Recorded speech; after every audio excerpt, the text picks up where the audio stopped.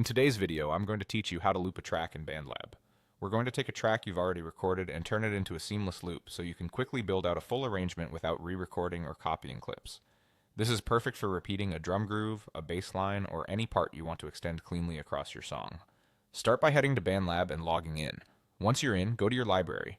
This is where all your projects live, whether they're finished songs or works in progress. Find the project you want to work on and click to open it. On the project page, choose Studio.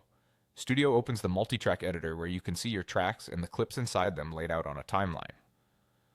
Next, select the track that contains the clip you want to loop. Click the clip to make sure it's highlighted. Now look for the loop icon on that clip. You'll find it at the right edge of the clip. Think of it as a small handle that indicates you can extend repeats. It's there to help you repeat that exact segment without duplicating it manually. Click and drag that loop icon to the right. As you drag, BandLab creates repeats of the original clip, back to back. This is non-destructive, which means the original clip isn't changed. You're simply telling BandLab to play that same section again and again.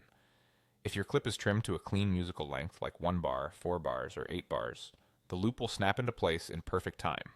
You can extend the loop as far as you like. Use the grid as your visual guide.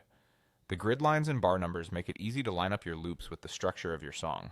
For example, stopping on a bar line keeps sections tight and transitions clean.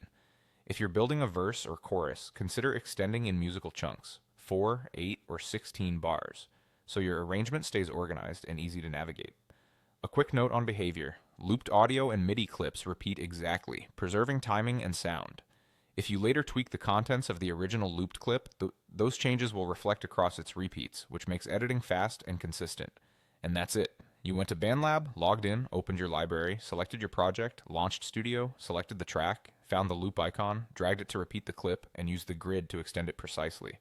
With this technique, you can turn a simple idea into a full song structure in minutes.